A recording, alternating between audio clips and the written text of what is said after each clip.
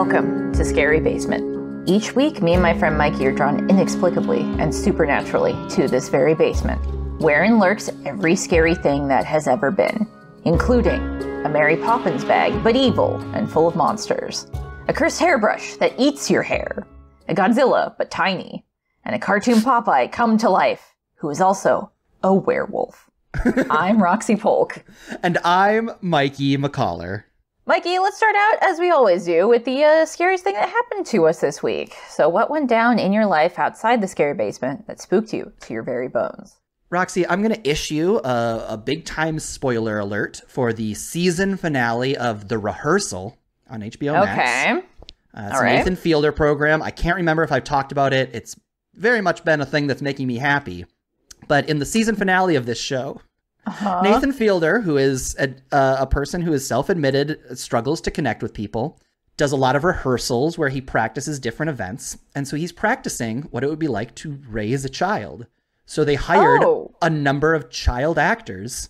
And in the season finale of The OC, a little boy who in real life does not have a father couldn't distinguish fiction from reality and emotionally bonded to Nathan Fielder and started calling him daddy even when they were not doing the show, and absolutely hurt this little boy's feelings when he was like, you know, we were just pretending. This is acting.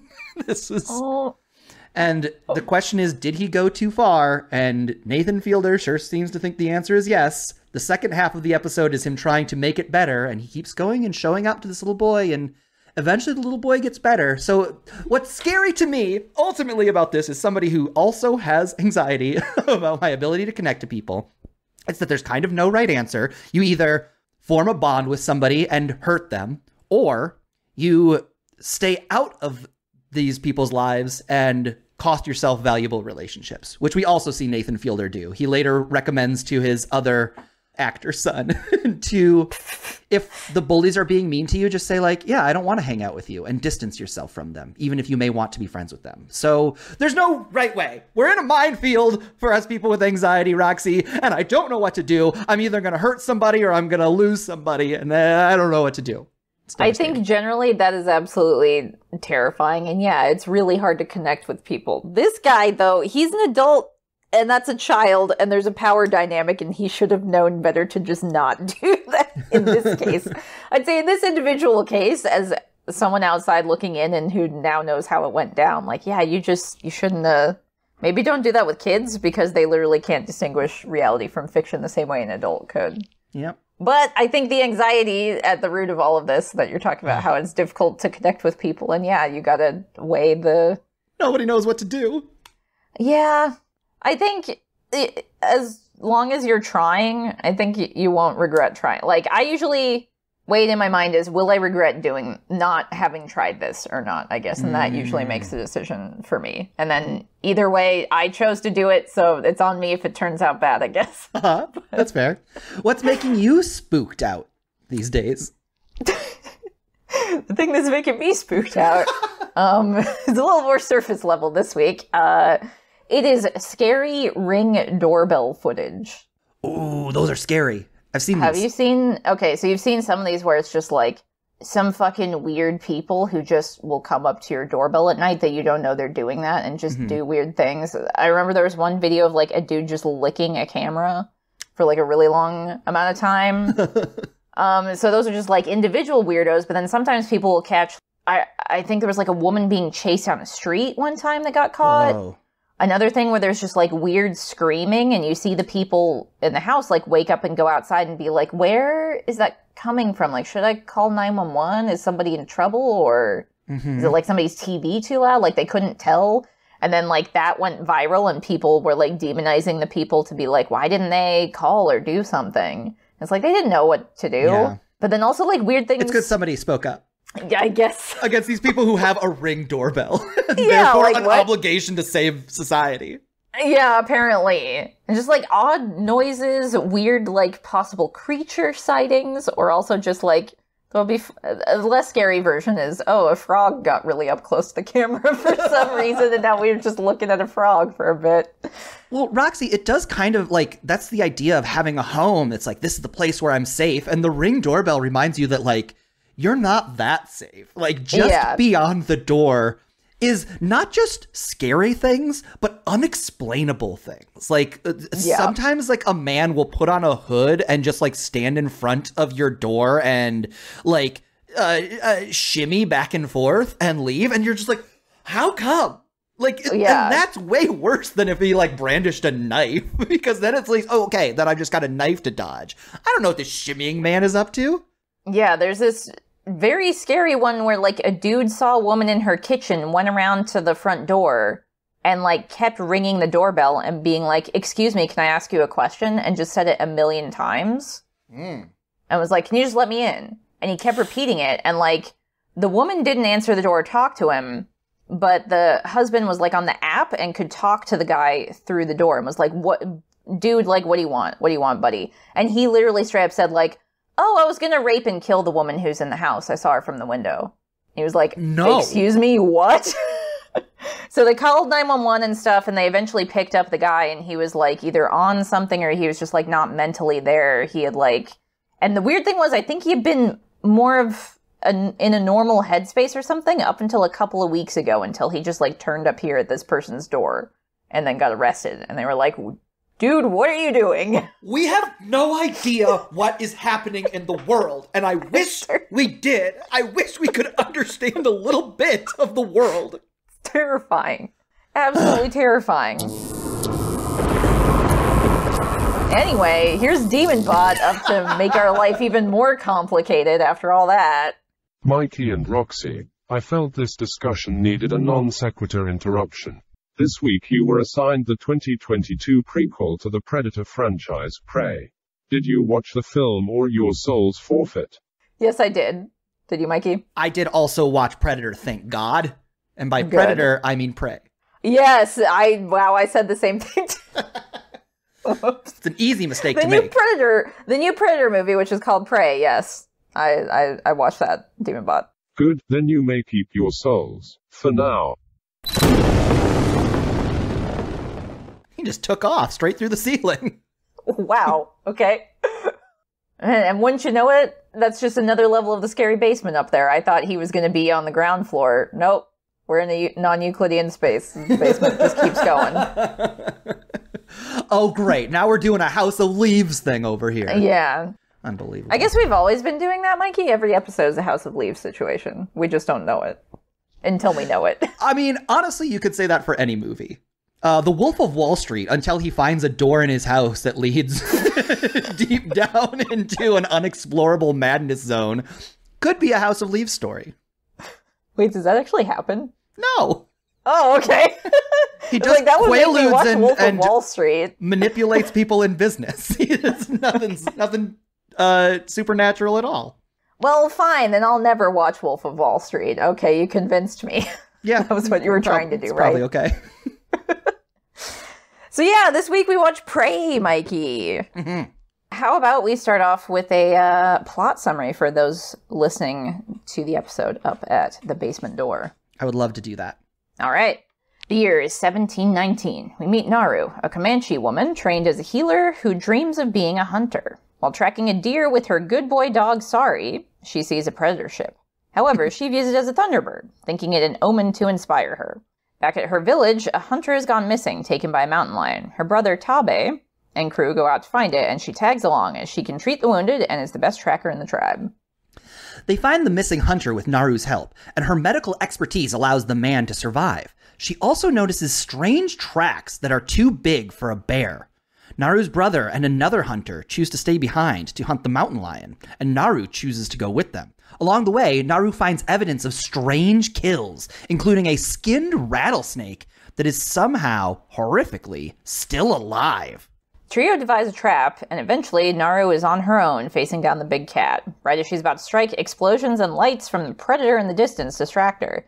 She lands a hit on the cat, but falls out of the tree and loses consciousness. When she awakes, her brother not only carried her to the camp, but killed the mountain lion, and for his efforts, he becomes the new war chief. Snatched defeat out of the jaws of victory. Since even her own brother doesn't believe her that there's something bigger out in the forest that is the real threat, Naru decides to head out on a journey with her dog Siri and track down the predator. Sorry. Sorry? I never knew the dog's name. Really? She says it quite a bit. I struggled with everybody's name in this movie. Oh, okay. Well, if you're not used to like different like cultural names and pronunciations, it can be hard to keep track. It's tough. Naru decides to head out on a journey with her dog Sari and track down the predator. Along the way, she encounters a whole herd of dead and skinned buffalo, a truly disgusting waste of life, and she leaves a prayer for them. Shortly thereafter, Naru finds a bear and is attacked. Right as it's about to kill her, the predator kills the bear instead. A truly horrifying sight as it bathes in the blood of the bear and holds its corpse aloft. Naru manages to escape in the aftermath and is surprised by a group of her own Comanche tribe who are sent to forcibly take her back. They don't believe her about the predator, and then are absolutely slaughtered when the predator shows up. As Naru runs, she's caught in a trap by the bison killers, who are revealed to be a huge encampment of French trappers. The trappers beat her and cage her, and then have the audacity to ask for her help. When Naru refuses, they reveal they have also trapped her brother, and they threaten to hurt him if she doesn't comply. Instead, they just end up using them both as bait and tie Naru and her brother to a tree. Tabe admits that he could only kill the mountain lion because Naru had gravely weakened it, and that she sees the things that he misses. As the siblings break free, the entire contingent of French trappers are absolutely annihilated by the predator. They split up, and Naru makes it back to the camp to rescue Sari, her cute little dog, and kills a bunch more shitty trapper dudes who attack her, while they are looting the remnants of the camp. She then comes across a wounded translator who teaches her how to use a pistol in exchange for medical care, which Naru does, but then the predator shows up and kills him anyway. Predator does that a lot. It's just like, just when you're connecting with somebody, the predator's like, bonjour, slices them up and then moves on with the story. Naru then realizes that reduced body heat renders you invisible to the predator. Tabe shows up and does some real damage to the predator, but is sadly killed right there in front of Naru. She realizes she can't kill the predator in a straightforward fight and is forced to run. Naru then finds the shitty lead trapper and severs his leg to use him as bait for the predator and lies in wait.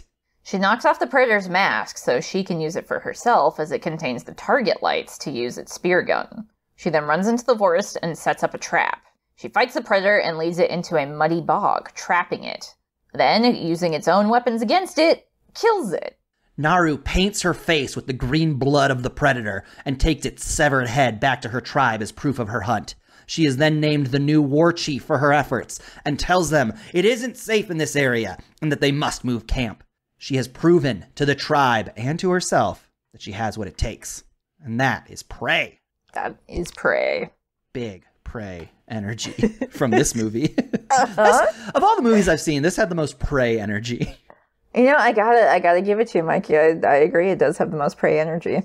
Roxy, I feel like the first shot of this movie is of this dog who I just learned is named Sari. And the whole time I was like, swear to Christ, if anything happens to this dog, I'll lose my mind. Yep. Yeah. Yep. And I think they knew that going in there too, that they were like, people are going to be nervous about this dog the whole way through, but don't worry. The dog is fine in the end. And it's actually like a reliable partner. I really liked how they used the dog in the movie, where it's helping her hunt and like corral her prey or distract. Like even with the final hunt with Predator, it like distracts it long enough for her to get it to work. Yeah, it's a good dog. Yeah, the only time the dog is really in peril is like when it's tied up and can't move, and then that like some of the looter trapper dudes, like one of them is going to try and take the dog, and that's when she goes ballistic and like kills a bunch of humans. Like there's this whole thing where Naru like can't take the shot. So many times she's given the perfect setup to take the shot and then just doesn't. It happens so many times, but then when her dog is in danger, then she does it like immediately, like a trigger, like a switch was flipped. Yeah. I guess. There is which this is like cool to see. This big interesting theme throughout the movie. And Naru gets told this early on by somebody in her tribe, that you only get to hunt if it's for survival. You don't want to go hunting if you got something to prove to other people. And I like was so enamored with this idea of like not behaving out of anger or pride, and behaving out of like, okay, if my go-to process for living in the world is interrupted, that's when I have to take action. And I just thought that was very cool. And I think you're right in saying that, like, this dog is a part of her. And so she doesn't really internalize this message until it's time to save the life of her little dog. And that to her is what survival looks like. She has to stop harm from coming to the people and things she cares about. Yeah, it's kind of like about protecting her own, because she's like, there is a big predator, something bigger than us in the area, something bigger than a bear, something bigger than a cat. Like, she realizes it is a threat that they need to be looking out for to protect themselves from. And, no one believes her. I think because also the best allegory she has, I didn't write this down, so I don't remember what it's called, but she uses, like, the name of kind of a boogeyman from, like, children's tales or just, like, legends, that when she tells the others, she's like, I don't know how else to describe it. Like, it was giant and it could turn invisible and it killed a bear and then bathed in its blood. Like, it was like this fictional monster that I know of. And of course they don't believe her at their own peril. It's very funny that the tribe who hears her, like the members of the war tribe who hear her say that, are just like, oh, you mean the character from children's novel? Like, they do. They take the moment to explain to the audience exactly who it is in that moment. Yeah. In a way that I think is very funny.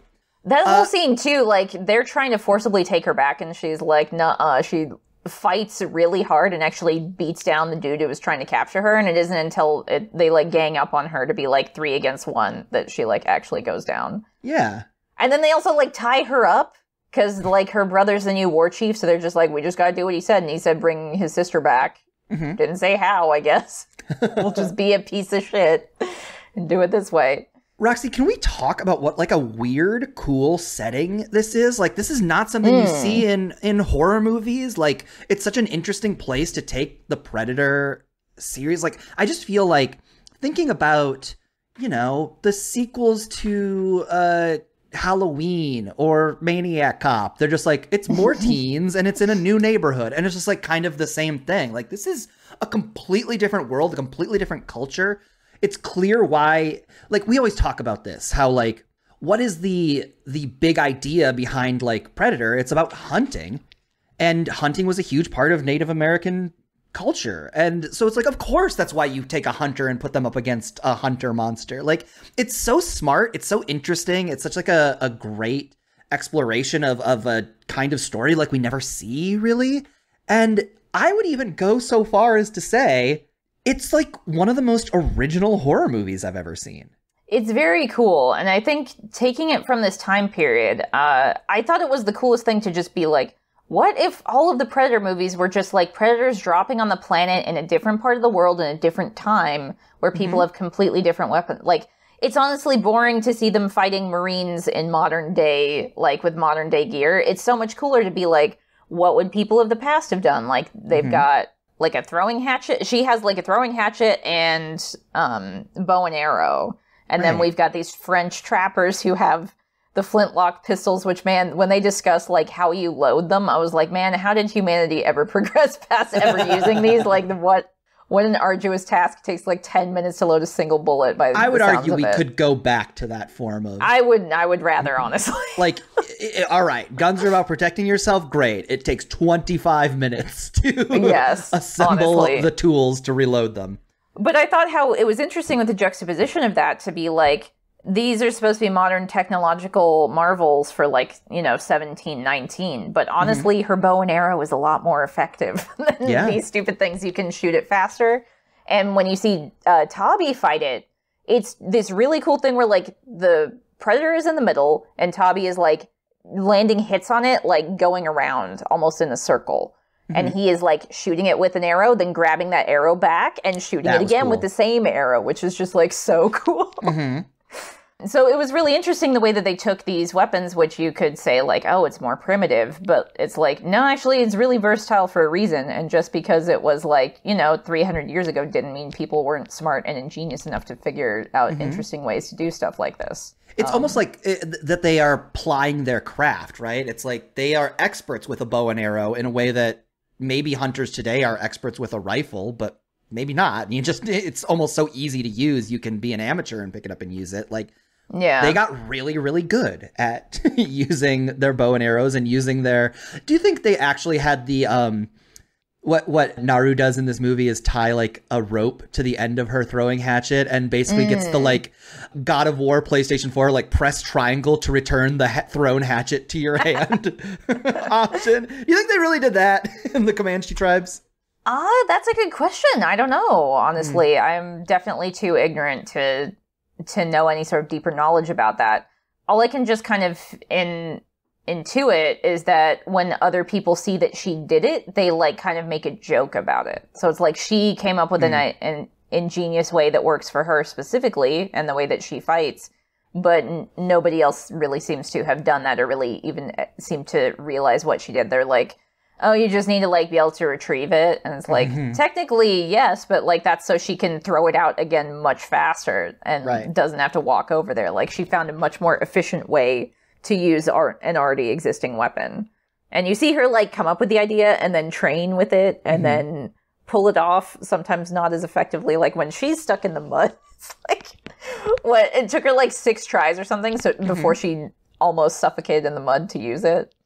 I'm going to start referring to this as the Tony Soprano rule. Like on The Sopranos, Tony Soprano is like a kind of a lovable oaf who is also a horrific murderer, and he's got a lot of like oafish qualities, but like he's really good at a mob boss. And I think one of the ways that like they managed to walk this line between like how he's like this beloved TV character who also does some of the most horrific acts we've ever seen on television is because he's really good at his job. Like it is something that like kind of bonds us to a character when we see them be really good at the thing they're doing. And the counter argument to the Sopranos rule, for a show I didn't watch a ton of, is the Homeland rule, where Homeland is the show even called Homeland with Claire Danes?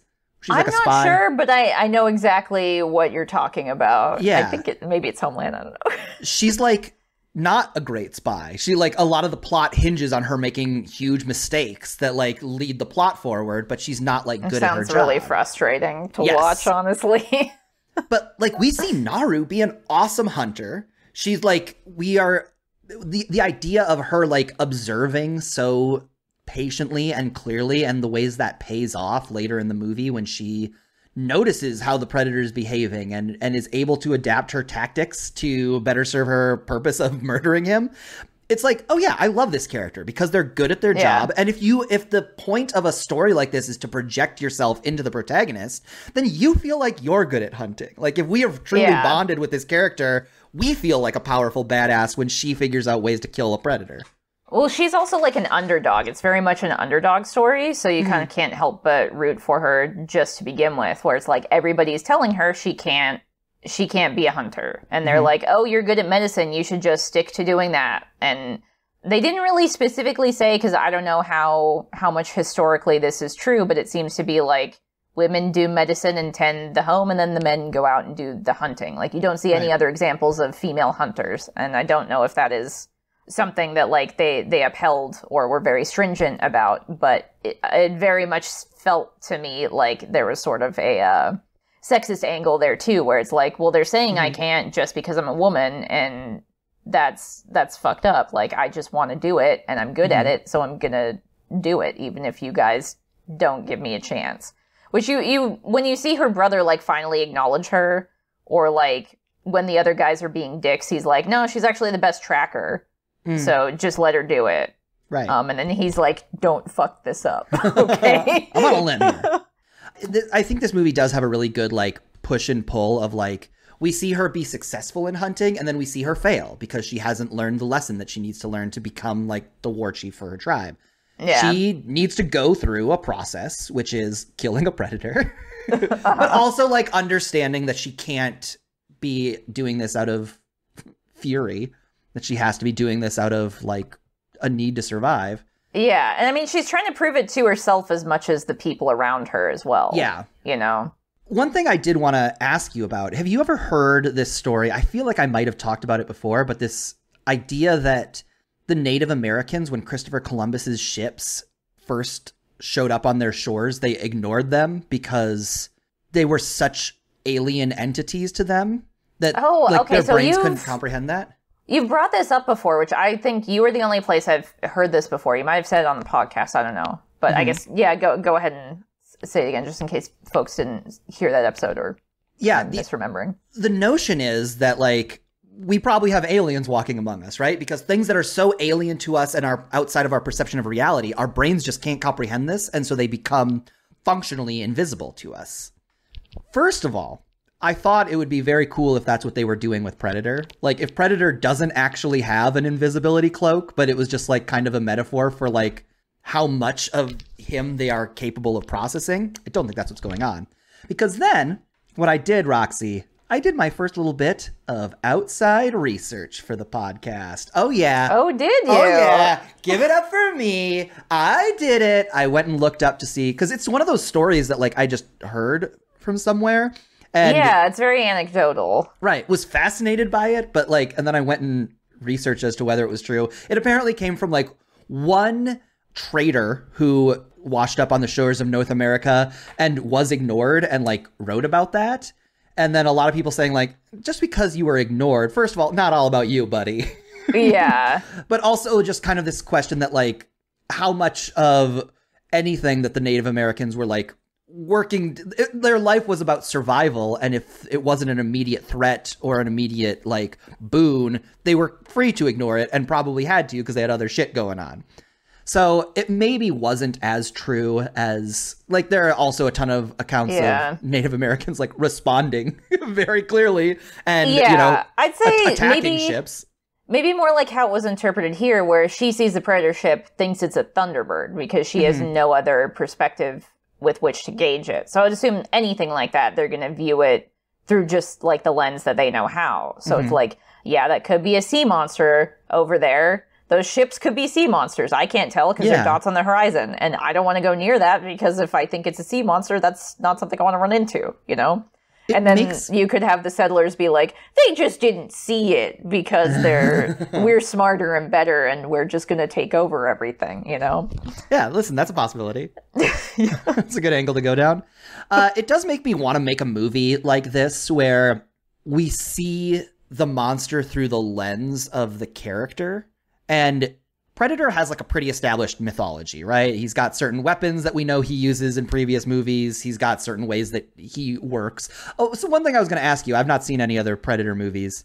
Are all the Predators in the other movies, like, fucking ripped? Are they all this hot? Yeah, they're all pretty ripped. That's kind of their deal that they want to be the apex hunter and predator. So they got to have the muscles to back it up. It would be very funny to me to have, like, a husky predator who just went on the predator hunting trip because he wanted to hang out with his dad and uncles. They honestly should. Like, that's something I have always wondered about, and maybe in other sequels. I have not seen every Predator movie, so I can't speak to this. Maybe they've answered this question. Maybe it's a mystery. But it's like, if these are just, like, the dudes who are on the outside going on, like, a hunting trip, are they, like, douchebag big game hunters who would, like, you know, the way human douchebag big game hunters will just, like, muscle into an area and take out things with their superior weapons and then pose by it like an asshole? So are these just, like, the outliers of Predator society, or are they just all like that? And wherever the Predator homeworld is, I don't know what they would do there then if that's what they're all like. So it made me wonder, like, are these kind of the the outliers or what? Yeah, the Predator homeworld is probably like an airport terminal where people are just waiting to go to different planets to hunt. Yeah, I guess so. I do want to say a Predator movie. There has to be scientists who are developing all their tech. I'm sorry, Mikey. I didn't mean to interrupt you, but it just made me think, like, there's got to be scientist predators. How else do they get the tech that they use? How else do they get the spaceships? There's got to be engineer predators who are building the ships. These are things I didn't want to think about, but now I'm thinking about it. You're absolutely right. There are scientist predators, and they are, without question, bullied by the hunter predators. They would have to be, right? What's up, Four Eyes? Where's my laser eyes? I want 4 dots instead of 3. Oh, you can't do it, nerd. You can't do it. Oh. Then they put him in the locker. And drive a spear through that locker. Now who's going to make their 4-dot laser gun? You did not think that through, Phil. It is very funny to me that we get no context on the Predator. He just shows up and is there. He just has a ship. Yeah. He's just around. Yeah. Which, like, even in the original movies, it's kind of, they just always sort of drop down. They're just around? Yeah. And, like, I've seen first Predator, and then Predators. And I don't remember if it's named Predator 2. But that's basically the extent of my Predator knowledge. Okay. So if the backstories didn't get shined up there. Yeah, which they totally did not. So, yeah. Roxy, I have one complaint with this movie, and I think it's more a question of taste than it is something the movie did wrong. Okay. But I also want a term for this, and I know we've talked about this a ton, this idea that, like, I want to know exactly as much as my main character knows, the character I'm being asked to put my perspective into. And we get a lot of shots that just, like, cut to a predator appearing, and then we see a predator killing a snake. And I kind of get to this point where I'm like, I know the predator's there, and it almost makes it less scary if we're, like, being asked to almost take into account, like, the predator's point of view, where I think it would be much scarier and much more intriguing storytelling and much more, like, effectively get me into the perspective of Naru if we're just, like, if she's hunting and she's finding tracks and she's finding this weird cut up snake, and then finally out of nowhere a invisible predator like in, and then she's like, there it is, there's a predator. What do you think about this? Are you a fan of the, like, dramatic irony? Like, we know pretty early on that she's on a collision course with the predator and we don't get it for a while, or would you rather keep a predator mysterious? I'd say for this movie specifically, the way they kind of show them circling around each other, where she is noticing that it is moving up the food chain. So, like, that's what they're kind of doing, showing the predator scenes outside of Naru's vision. It's showing him gradually working up. Like, we see, I think, like, a mouse eat something, and then we see the snake eat the mouse. And then the snake goes to try and attack the predator, and that's when he takes it out. And then later, there's, like, a rabbit and a wolf with the same sort of interaction happening where he's like, oh, okay, that's the predator in this situation, so that's the thing I'm going to go after. So it just goes after the wolf and not the rabbit, which is bigger than the snake. And then you see the bear, and then it's going for humans after that.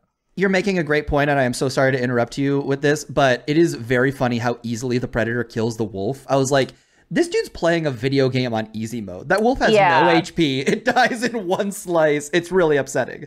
Yeah, which it just seems so, like, callous because he doesn't even really care about that. I mean, he does take the skull and put it on his outfit, like as a trophy, kind of. But yeah, he didn't, like, there was no fight in that. Nothing. There was no equal kind of ground with that.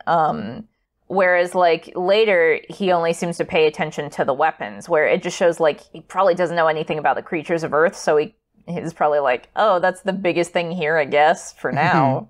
So he's just working his way up to it to find, like, more sophisticated things or bigger game, I guess. But yeah, he just, like, one-shots it. They just didn't need to get that wolf. He could tell he could beat it with his invisibility cloak. Like, it's such... What a fucking douchebag just has his invisibility cloak. It's not even fair. Not even a little. Fair. Like, he's already very strong. You need to be invisible. Get out of here. Yeah. One thing that as we're talking about it, and I think you're right, like, talking about the way that we are seeing the food chain working its way up to a predator. This movie does a lot of, and I think the reason you want to cut to the predator is probably their line of thinking. It's like this movie has this interesting question of, like, who's the predator and who's the prey. Yeah. And to the point where, like, it literally becomes text. I believe Naru's brother at one point tells her, like, you want your prey to think that they are hunting you. Like, this question of, like, is Naru the predator here? She's the one who is going out and saying, like, there's this creature that I need to kill and I want to find it. Kind of. Like, she in a lot of ways is the predator. And it's why, like, the title is kind of interesting. Like, to switch it around. It shows her, like, picking up on the fact that this thing that can't be described exists. Like, she is aware that something is amiss. She is sensitive to, like, the environment and like her brother says, like, you see things that I miss. Like, it really hits home how, like, effective she is. So, like, even though I can understand wanting to know exactly as much as the main character does, I personally like the way they did it here. But I guess I could see that being, like, maybe a personal choice or you know, in a different movie, it won't work the same way trying to do something like this, for sure. I think I can see why they would do it in this movie. And I don't necessarily fault them for it. I would just do it differently. I want a term for it. The trappers, so like the French trappers, we never see their perspective. We only know as much as Nara does about them the whole time. So I would say they are treated with that because first her dog's tail gets caught in a trap and she's like, what the fuck is this thing? Like she's never seen something like that before. And then when she's running from the predator, she herself gets caught in a trap, which is kind of like maybe even the same one or maybe a bigger version of that one. And then you finally see the trappers when they come to see like, oh, what have we caught? That's a good call. And I mean, again, it's also like colonialist douchebags here who like killed an entire herd of buffalo, didn't take the meat or anything, showed no absolute respect. They just took their hides. And it was pretty gnarly. And made capes. Probably. Who knows? But they're just, man, they're a piece of work for sure. And it's another reason probably why she was like, yeah, we gotta move, because a bunch of like Frenchy trappers are coming in and moving in on our territory to steal stuff. And there's predators, because I think you see 3 predator ships, but you only contend with the one. So there's 2 others somewhere out there. Oh boy. As if one wasn't enough. But I guess we've been talking about a lot of stuff. What would you say is the big idea of the movie, Mikey? What, in your opinion? I think that, like, this, again, the theme that resonated with me most clearly is this idea of, it almost reminds me of the episode of Hey Arnold, where Arnold learns martial arts. And don't remember this one, so you'll have to Arnold gets his bus pass stolen. Some jerks on the bus beat him up and steal his bus pass. And so he starts learning martial arts from his grandma, and he goes out looking for them. From his grandma? Okay. I think so, yeah. Nice. And he kind of learns that, like, you can't go looking for a fight. You have to, like, if a fight comes to you, that's when you can do it. So, like, I kind of like this idea of, like, don't go out hunting, just survive. And this idea of, like, self-mastery. To become a great hunter, you have to figure out yourself to a point where you can really, like, hunt a thing without making it a statement to the people around you. I think is very interesting and, like, a cool way to articulate anything beyond hunting, like being a good artist, you know, being a good writer, being a good parent. Like, is it about doing the thing, or is it about proving to everybody around you that you're good at the thing? And I think that's really a lovely sentiment. Yeah, especially because it starts out as kind of like a want, and then it becomes a need. Like, she needs to take this thing out instead of just, like, wants to prove herself that she can do it. Right. Especially because, yeah, she also doesn't know if she can do it until she actually pulls it off. And I think it has to do with, like, her persistence and just her smarts and ingenuity. So, yeah, I'd say that idea of, like, self-mastery, self-knowledge is very, very important to the theming here. And in a very, like, Saturday morning cartoon sort of thing, like, believe in yourself and you can do it. It also has that sort of aspect to it, too, which I very much appreciate. Not enough movies have just, like, a cheering section at the end where they're just like, you did it! You believed in yourself! Especially with horror movies, like, I remember before we even started the podcast, I was like, man, Mikey, are you excited to talk about a movie that is not about grief? Because I sure am. We are exhausted by movies about grief. Especially when it's like, is this a different flavor or way to say this? Sometimes it is. Not always. Yeah, sometimes it's just regular grief. But yeah, it's great to see a horror movie like this. Also, we haven't really talked too much about the indigenous cast and how they very much, like, talk to experts, talk to actual individuals who are part of these tribes and communities to be like, is this something they would do? Is that something they would do? Is this legit? Is that legit? And then just have a lot of Native American actors as well.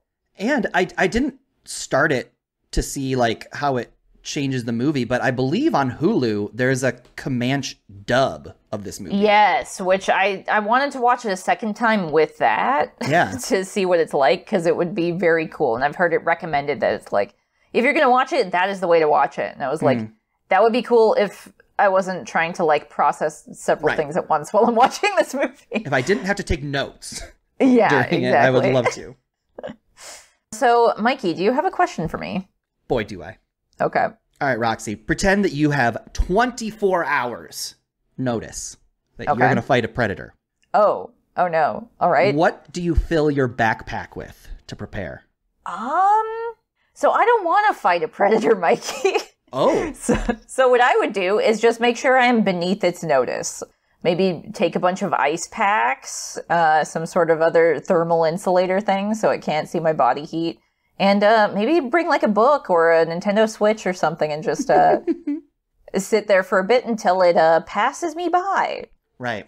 That's probably smart. Which is too bad, because normally my instinct would be like, an alien, I want to be friends with it. But I'm pretty sure I can't become friends with the predator because he doesn't care about anything else. At least these ones, as we said, maybe if I'm able to talk to a predator scientist, maybe we could be friends. But I don't think these hunter guys are going to be my friends, Mikey. Yeah, if they had sent one of those nerds down to Earth, I bet you'd have been fine. Truly. What about you, Mikey? What would you do to prepare for your predator fight? I, too, do not think I could fight a predator. I am not a strong man. I am not a clever man. I think it would be pretty over if I tried to engage the predator right away. So what I would do, Roxy, is I'd spend that 24 hours robbing graves. That's right. Digging up corpses, breaking those skulls off, and filling my backpack full of human skulls. I would trick the predator into thinking he had killed me. And then I would tumble out a skull, and he would be like, oh, darn. I got him. And then he would put that skull on his belt, and he would continue on his way. Are you gonna how are you gonna mask your existing living, breathing head, though? Oh, with a cold towel.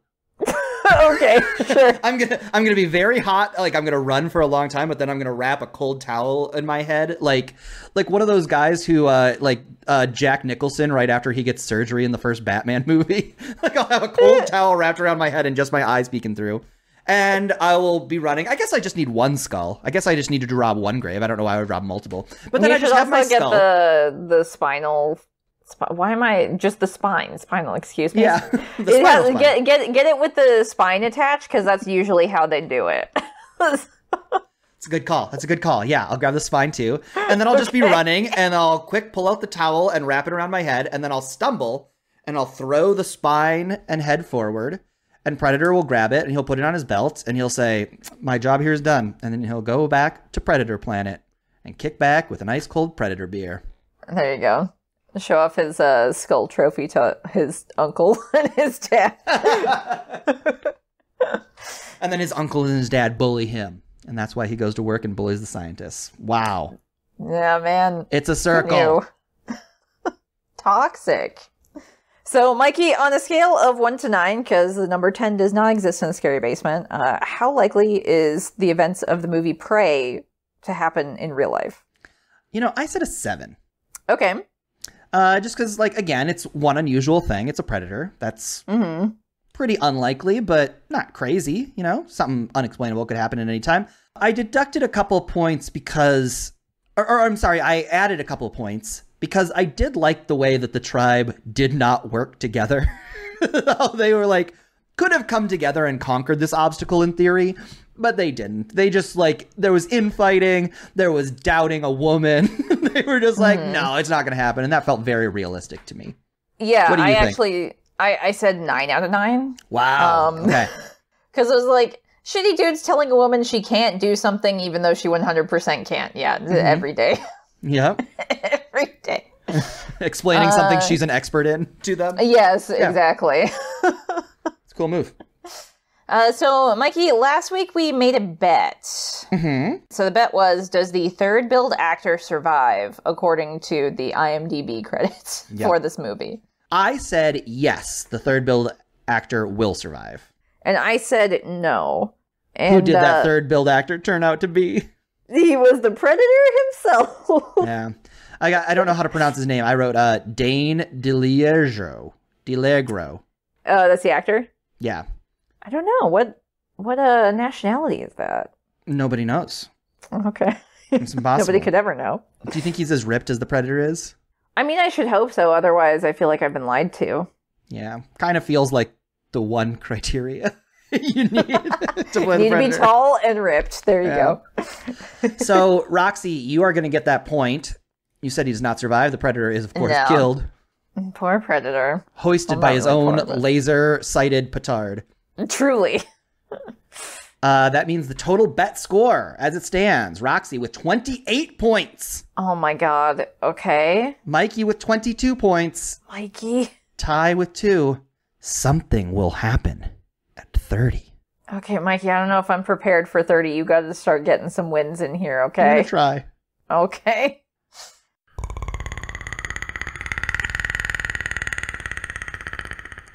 Oh, Roxy, did you hear that? Is there a predator here? Hunting us?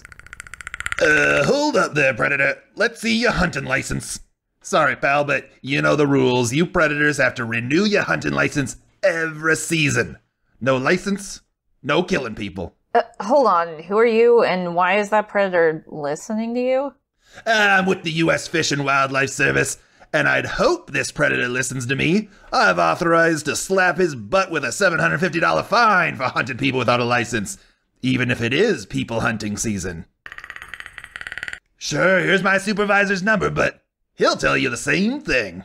Wait, what do you mean, people hunting season? Well, predators are a big part of the human ecosystem, ain't they? Without them to thin our numbers every few years, we'd overpopulate the planet. What are you, some kind of humanity traitor? You're a human being. Which is why I make sure that predators can hunt effectively. We made a projection of what a predator-free planet would look like, and you know what color the Earth was? Blue and green like it is now? No, it was a blob of fleshy brown and pink. Without predators, humanity would run rampant, occupy every square inch of the planet. Just leaving your house and walking to the sidewalk would be like trying to get to the bar at a concert. Oh, I had no idea. Thanks for everything you do. I imagine it's tough to work with predators to hunt us. No, it's still not okay. You let monsters hunt people. Ugh, you sound like those a-hoes in PETA. See, even PETA doesn't like human hunting, and usually they only care about animals. No, not PETA, PETA, with an H. It stands for Predators for the Ethical Treatment of Adult Humans. Oh, there's like an H on the end. Yeah, you can't hear it. See, PETA's run by angry predators who say we shouldn't hunt humans. They splash breast milk on predators who wear human skulls to red carpet galas. Frickin' wackos. Look out, the predator's back. Oh my god, it just materialized out of nowhere. All right, pal, you know invisibility cloaks aren't permissible under code 20.21J. That's gonna be a demerit. Oh my god. Oh, Jesus, he stabbed him. And killing me without a license? Oh, that's another demerit. Those do not leave your permanent record for a couple of years. Okay, Mikey, you just want to like cover that up with a rug or something and we can step over there? Yeah. I have nothing to do with this. We could mop this up, but I'm not going to. I might. Is it cruel to hire a maid service down here in the scary basement? Since they will be preyed upon by the things that live down here, I would say yes. Plus, there's got to be some sort of wraith or ghoul or zombie who would appreciate like a fresh dead body, maybe, and could take care of it for us. So then, no cleaning required. One thing I know is not going to be doing any cleaning up around here. The demon bot. Excuse me, as a demon robot butler, I work in the service industry and would never allow a fellow cleaner to come to harm. Anyway, you successfully reviewed Prey. Your souls are safe for another week. For next week, you must watch the original 1980 classic Friday the 13th. Okay, Roxy, so for next week, we will watch the original Friday the 13th. How's that strike you? Damn, I have never seen this somehow. So Wow. This is going to be fun. Really, I'm the excited. origin of slasher movies, if you ask me. It's funny that we watch The Final Girls before we watch this. I feel like it should have been one after the other. Yeah, it's real call and response in reverse. We're getting to it, though, so that's good. I'm excited to watch this. Roxy, we of course have to make a bet about Friday the 13th. That goes without saying. I feel like this, the first slasher movie, is perfect for a kill count. So how many kills do you think will happen in the very first Friday the 13th? Okay, it's like an establishing movie, like for the whole genre, and they've got like a bunch of camp counselors, I'm sure. So I'm gonna say 10. I'm gonna assume all those camp counselors die. Okay. 10. I'm going to say 6. I feel like kill counts, like this is an older movie. It's from the early 80s. Yeah, that's a good point. Sometimes they don't have as much as you'd think. they very low body counts in those early ones. I feel like the first Chucky movie had like, what, 4 kills? Get out of here. Yeah. Okay. Crazy. Well, So, that's locked all right. in. That's locked in. All right, Mike, you've been talking about a lot of spooky, scary, alien huntery, gonna kill you things today. Ripped shoulders, though. We talked about a lot of ripped shoulders.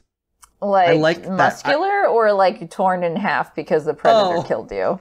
I meant muscular. I don't think anyone. I don't remember anyone getting their shoulder ripped out, but damn, that guy's been doing some overhead presses. You know what I'm saying? Yeah, a bunch of crunches too. Got that 6-pack, 8-pack, however many predators have. But what has been making you happy this week, Mikey? Let's end on a happy note for everybody. I love this. Yeah, what's making me happy this week? It's a little video game I like to call Wave Race 64. What? Okay, that was not the video game I expected you to say. Absolutely not. 64? Did you break out your old like Nintendo 64 or? It just launched on the Nintendo Switch Online. Nintendo 64. Okay. It just came out again. It's a game that I actually just recorded another podcast about it today, so I'll plug that. Truly? Video Games, a comedy show. We'll pop the link in the show notes. Me and Jeremy Schmidt and Mikey Stevens talked about Wave Race 64. It's the game that I had never played even once in my life that I had the most history with. Because what? Okay. When the Nintendo 64 first came out, it was like, there were a couple other games, but there were 2 games. There was Mario 64 and Wave Race 64. And so all my friends Is that like had the pack that came in the combo pack when video games used to do that? No. Roxy, there were literally like 3 games. Pilot Wing 64 is the other one. Oh, there were literally 3 games. It was launch titles. All right. Yes. Damn. And so, seriously, only like 3? What the hell? All of my friends had Mario 64 and Wave Race 64, and I was always like angry about Wave Race 64. I was like, how dare this game not be my favorite video game I've ever seen in my whole life, Mario 64. And yeah, I played it for the first time yesterday and played it a bunch more today and now recorded a podcast about it. But like, it's really good. It's fun. It's like the way the water handles, it feels so much different than any other racing game. You really feel like you're like bouncing up and down through the water. And it's just like a weird little experiment of a video game. Like, I don't think it's enough to justify, you know, it's not like a $60 video game in my head anymore. But like the idea that they would just take like this interesting form of physics and make a whole game around it is very interesting. And I just felt like very joyful playing it and experiencing a different feeling of video games than I've had maybe ever. I've never really played a water kind of game like this, and it feels different than any other racing game I've ever played, and I loved it so much. It's very funny and weird. The announcer, Roxy, the announcer of this game, is kind of passive aggressive. Wait, really? Okay, that sounds very funny. You have to there are like these buoys that are bouncing in the sea, and the yellow ones you have to drive to the left, and the red ones you have to drive on the right. Okay. And so it keeps you kind of like weaving through the water too. And the announcer will go like you have 5 you're allowed to miss before you lose the race. And the first time you miss one, he's just like, no sweat. Don't worry about it. But by the 3rd and 4th one, he's like, don't miss another one. He's like slowly getting furious at you as you go throughout. It's a very funny game. It's been making me very happy. I'm glad I found it. What's been making you happy? So the thing that's making me happy this week is the What We Do in the Shadows TV show. Ooh, okay. Have you watched any of this, Mikey? I haven't, no, but it's one of those shows that like whenever anybody reads a script I've written, they're like, you love What We Do in the Shadows, right? And I'm like, I assume I would. I don't know. Oh my God, you would. I hope you can find the time to watch it. It's like they just started season 4 right now. It's very good. Now that I know you haven't watched it, I don't want to give you any spoilers, but the base premise is you have 3 vampires and their familiar who are in a house in Rhode Island, and then there's like a documentary crew who is like documenting what they do just because like why not? Sometimes they acknowledge that the documentary crew is there, oftentimes they don't. That's funny. So it has kind of like the Office style where sometimes you will have characters like cut away to talk to the camera to like say things like how they feel about a scene or just to download a thing about what happened. But like each of the 3 vampires are very funny and distinct and different. Nadja at one point gets like a little tiny doll version of herself that is like her human soul from when she was alive is like in it. So there's like 2 of her running around. Oh, I said 3 vampires, but there's a 4th one who is an energy vampire, who is just like, he bores you, and that's how he drains your energy, by being boring at you. Which I thought was very funny. I don't think I've ever seen an interpretation of a vampire like that before, but it's very good. Especially because he can even bore other vampires to feed off of them. So he'll just like walk into a room talking about this inane thing, and then everybody's like falling asleep, and they're like, God damn it, you did it again.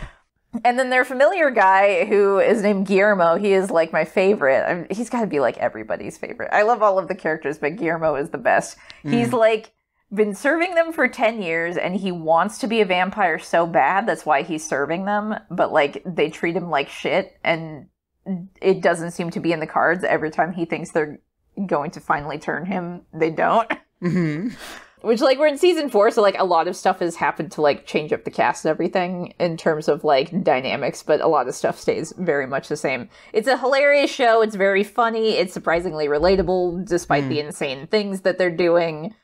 And it's very, like, queer positive as well. Oh. Embraces that. It's like the guys who did the Flight of the Conchords, like Taika Waititi and Jermaine Clements, are, like, the big artistic drives for the show, or at least creators anyway. And I tend to like anything they do. So, you know, if you like any of the other stuff you've seen them do before, if you like horror things, if you like comedy, it's a fun time. And they're on season 4. It's still coming out right now. I think as of recording this podcast, they're like on episode 7. So I can't wait to see how the rest of the season's going to kick off. I love it. That's a delight. I'll watch the hell out of that for sure. Please do. All right. So it's time for Haunted Plugs. So, Mikey, where can people find you on the internet? I am on Twitter at Mikey McCollar, and you can catch me on Twitch at twitch.tv/Mikey McCollar. Perfect. And I am on Twitter at Roxy Polk, and on Twitch, I am also Roxy Polk. Make sure to give us 5 stars on iTunes. 5 scary stars. Or, you know, leave a review and share. And scare the podcast with your friends. And as always, don't sign any contracts offered to you by demon robots. Come on, folks.